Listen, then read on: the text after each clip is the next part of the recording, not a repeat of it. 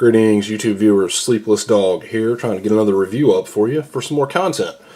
I have a Coast FX416, which I have previously reviewed. You can check out my initial thoughts on that here on my channel. Also have, of course, the well-known Kershaw Cryo, Rick Hinder design, G10 scale obviously, and another Kershaw Hinder collaboration, Chinese made, the Thermite. Obviously a G10 handle. This one has some nice machining on it.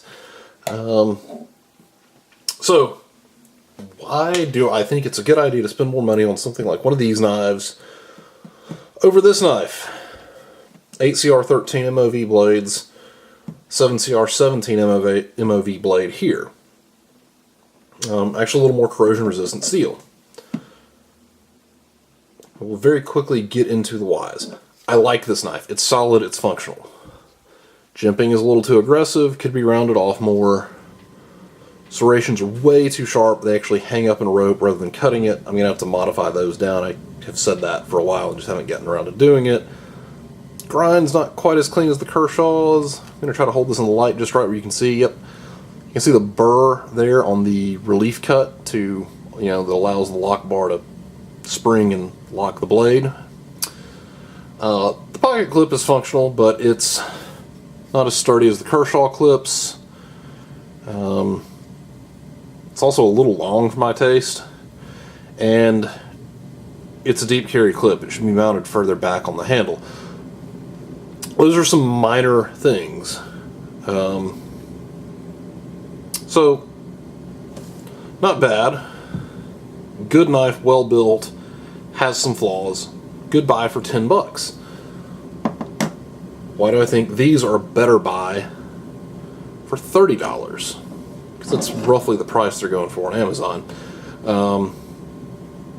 Nicer materials as far as the G10 handles, the nicer low profile deep carry pocket clips, blade over travel stops, a little nicer hardware, things like that.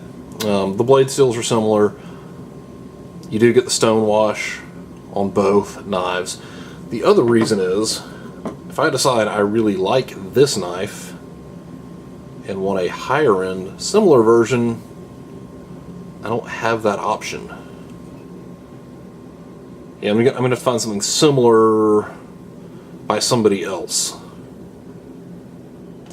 If I decide that I really like this knife or this knife and I want a higher end version, I can save my pennies, or maybe I can sell off some less expensive knives that I've owned and don't really use and enjoy as much, and after I do that I can get, oh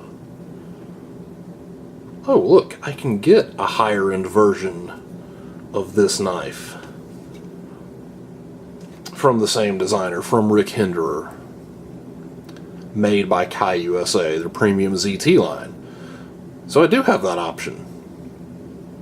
So that's the big thing. The other thing, Coast does not really design anything. Coast, good company, but they're strictly an importer. They kind of take what's available, they import it, they sell it.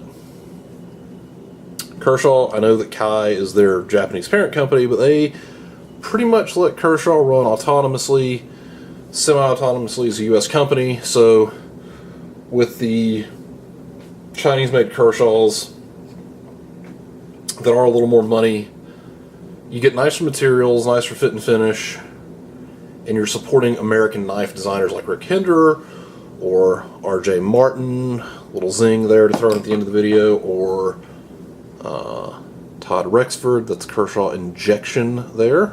So that's why I think the Kershaws are worth 2 to 3 times the price, because you're supporting more American jobs, because Kershaw has a larger American marketing and distribution group, and plus you're supporting these American knife designers, and then you also have the option to go to higher end production versions of those knives through Kershaw, or maybe even through other companies who produce designs from these designers.